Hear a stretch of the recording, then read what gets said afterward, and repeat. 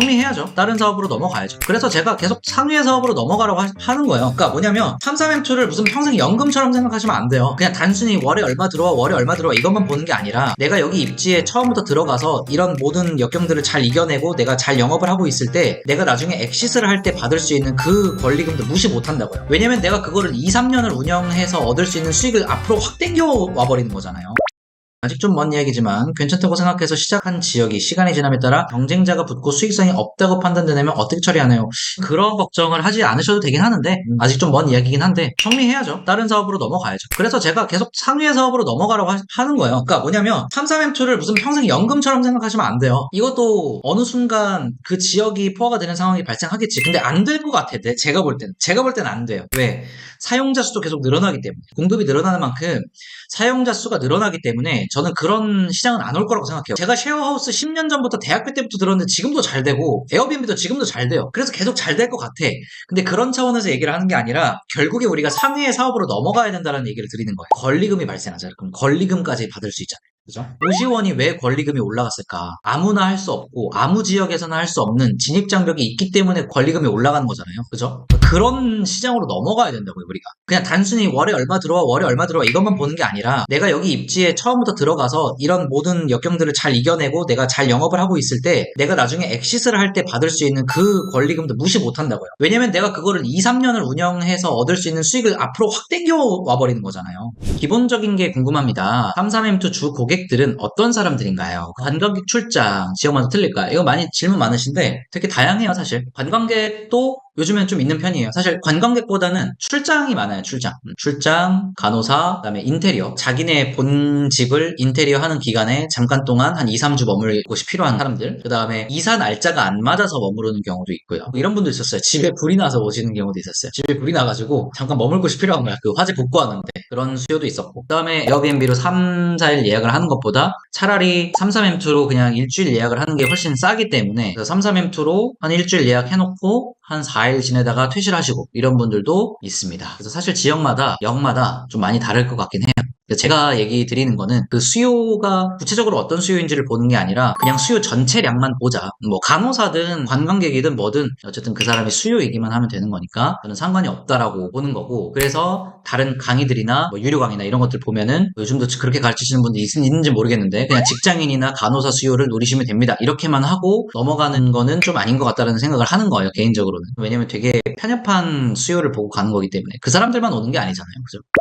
이 효율에 대해서 우리가 착각을 하는 게 많다는 얘기예요. 예를 들어서 내가 어떤 일을 하는데 3시간 들여서 할 수도 있고 10시간이 들여서 할 수도 있어요. 뭐가 더 효율적인 것 같아요? 여러분들이 생각하시기에는 그냥 일반적으로 우리가 생각하기에는 3시간 들여서 하는 게 더 효율적이라고 생각을 해요. 그렇죠? 근데 이렇게 생각을 해보자고요. 매출로 한번 얘기를 해볼게요. 매출이 300만 원이 나와요. 3시간 들여서 매출이 300만 원이 나온다. 근데 10시간을 들여서 매출이 2천만 원이 나온다고 한번 해볼게요. 그러면 효율이라는 관점에서 봤을 때 얘는 시간당 100만 원의 매출이 나오는 거고 얘는 시간당 200만 원의 매출이 나오는 거면 뭐가 더 효율적이냐는 거예요. 여기로 봤을 때. 당연히 얘라는 거예요. 어떤 똑같은 일을 하더라도 더 많이 걸리더라도 효과가 더 좋은 게 이게 효율적인 거잖아요, 오히려. 그죠? 근데 우리가 어떻게 생각을 하냐면 3시간 걸리냐 10시간 걸리냐 이것만 생각을 한다고요. 이게 전화로 임장하는 것과 직접 임장을 가는 것의 차이라고 저는 생각을 합니다. 전화로 임장하고 오프라인으로 임장을 가다 보면 왔다 갔다 거리는 시간도 되게 아깝게 느껴지고 비효율적이라고 느껴지지만 그거는 내 생각이고 이 결과까지 고려해두고 봤을 때는 그게 훨씬 더 효율적이다라고 생각을 합니다. 또 한 가지 궁금한 게 제가 우선 오픈을 하고 경쟁자가 또 오픈을 하게 되면 아무래도 타격이 있지 않을까요? 그거 당연한 거예요. 그거는 모든 사업이 다 그래요. 근데 여러분 만약에 이런 관점으로 그 사업이라는 영역, 부업이라는 영역을 접근을 하시면 할 수 있는 게 없습니다. 왜냐면 과일도 그렇고요, 브랜딩도 그렇고요, 에어비앤비도 그렇고요, 고시원은 안 그럴 것 같나요? 고시원도 그렇고요. 다 그래요, 다.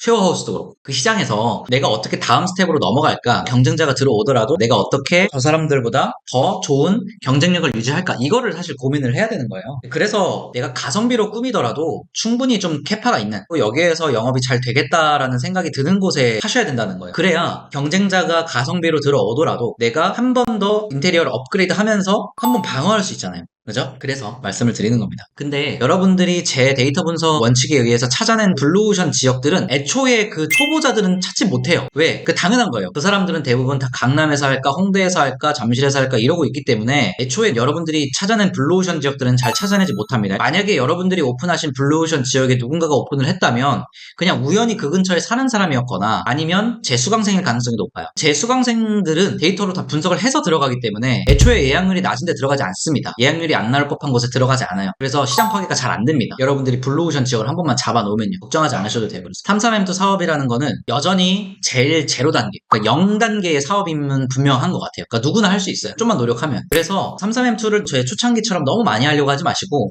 한 2개 내지 3개 정도만 빨리 한 다음에 넘어가세요. 에어비앤비로 넘어가시고 쉐어하우스 같은 것도 재밌어요. 그쪽으로도 넘어가시고 아니면 좀 모아가지고 경매로 넘어가시거나 고시원을 해보시거나 그런 식으로 하시는 게 좋을 것 같습니다.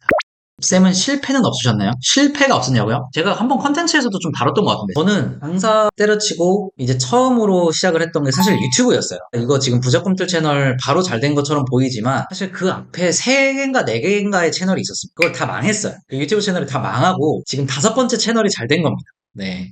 그거 참고로 좀 해주시고 인스타그램도 뭐 지금 뭐 잘하고 있진 않지만 그걸로 수익화를 해보려고 했는데 안 됐었고 블로그도 잘 안 됐었고 그다음에 또 뭐 있었죠? 맞다, 전자책도 실패했었어요. 전자책도 12만 원인가 밖에 못 팔았어요. 12만 원 정도? 제가 진짜 한 달 내내 써가지고 열심히 했는데 12만 원밖에 못 팔고 하여튼 다 별로였습니다. 근데 언제부터 갑자기 빠바바방 성장을 했냐면 해외구매대행이라는 업을 만나고부터 빠르게 성장을 했던 것 같아요. 그리고 저 군대를 전역을 하고 6개월 정도가 비었었어요. 그 6개월 빌 때 제가 뭐 했었냐면 아마존 FBA 사업을 해보려고 이제 아마존에 입점을 해서 물건을 팔아보려고 했었는데 그때 물건을 한 개도 못 올렸어요. 제가 무서워가지고 이거 물건 올려가지고 내가 망하면 어떡하지? 이런 생각 때문에 못했었어요. 한 개도 못 올렸어요. 한 개도. 그러니까 그런 것도 실패죠. 그리고 제가 저번에 한번 말씀을 드렸는지 모르겠지만 21살 때 연예인을 해보겠다고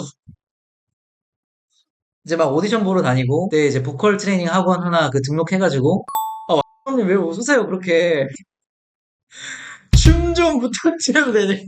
하여튼 그거 해보겠다고 했는데 뭐 어쨌든 그것도 잘 안 됐죠. 잘 안 되고 얼마나 실패가 많았는데 수학 강사할 때도 뭐 사실 그렇게 성공한 수학 강사는 아니었습니다. 그냥 적당히 하는 거예요. 적당히 그냥. 자, 그럴 때 멘탈 관리는 어떻게 하셨어요? 대단하시네요. 멘탈 관리요. 그러게 이제 그때는 멘탈이 그렇게 무너지진 않았던 것 같아요. 네, 멘탈이 무너지진 않았었고 그냥 계속 했던 것 같아요. 근데 그러니까 저도 되게 회피형 인간이었었어요. 왜냐면 집에 이제 하루 종일 가만히 있으니까 소싱을 해야 되잖아요. 뭐 무슨 물건을 팔까 고민을 하다가 너무 이게 힘든 거야. 그러니까 이 소싱을 하려고 자리 앞에 앉아 있는 게 너무 힘든 거야. 그러니까 여러분들 비슷할 수도 있어요. 뭐냐면 삼삼엠투 매물 검색을 해야 되고 수익성 분석을 해야 되는데 딱 책상에 앉았는데 맥주 한 잔 마시면서 할까? 들고 와서 이제 유튜브 하나 딱 보는 거지. 그럼 이제 쓱 지나가는 거잖아요, 시간이. 저도 그랬었어요. 전 그때 뭘 했었냐면 롤을 했었어요. 롤. 게임을 이제 그때 키는 거야. 왜? 소싱을 하는데 너무 무서운 거지. 그러니까 얘를 팔고 싶은데 얘가 안 팔릴 것 같은 거예요. 왜냐면 상위 판매자들이 있어가지고 이미 안 팔릴 것 같으니까 포기하고 얘를 팔아볼까? 포기하고 얘를 팔아볼까? 포기하고 그러다가 다른 거 좀 뒤적뒤적 한 10분 하다가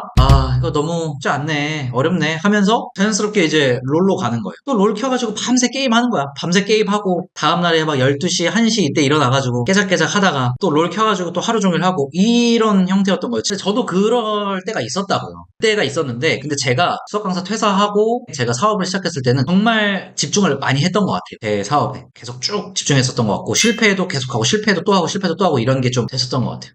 월 수익 어느 정도 벌으셨을 때 퇴사를 결심하셨는지 궁금해요. 저는 이제 100만 원 벌었었고 다음 달에 150만 원 들어오겠다라고 예상이 됐을 때 그때 퇴사를 결정을 했어요. 제가 수학 강사 그만둘 때 그 큰 학원들의 몇 개의 면접을 봤어요. 면접을 봤는데 한 곳에 붙은 거예요. 그 목동에 있는 되게 큰 학원이었었어요. 그래서 내가 그래도 수학 강사로서 그냥 저기 큰 학원의 새끼 강사라도 할 수 있는 시장성은 있구나 생각이 들어가지고 그때 이제 때려치고 나와서 1년 뒤에 가더라도 저 정도 학원은 막내로 들어갈 수 있겠다 이런 생각을 가지고 내가 딱 1년만 진짜 내 사업을 위해서 투자해보자 약간 이런 생각으로 포부를 가지고 나온 거기 때문에 뭐 이렇게 막 후회하고 막 좌절하고 그럴 새가 없었습니다. 그냥 계속 되는 거 한 거예요.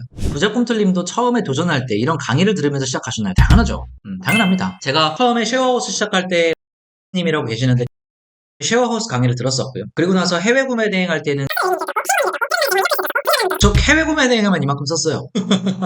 해외 구매 대행에만. 전 강의를 되게 많이 들어요. 그게 저는 맞다고 봐요. 이해되시죠? 저는 애초에 어떤 강의 하나로 내 삶을 바꾼다? 그런 태도로 접근은 잘 안 해요. 저는 그런 태도로 접근 잘 안 하고, 예를 들어서 내가 강의에 1,000만 원을 썼는데 어떤 하나의 강의가 나랑 잘 핏하게 맞아서 이걸로 200만 원씩 벌어다 주는 현금 흐름을 만들었어. 그럼 저는 성공했다고 보거든요. 저는 그런 기준을 가지고 많은 강의를 좀 들어보는 편입니다. 안녕. 다음 주에 봬요. 고생하셨습니다.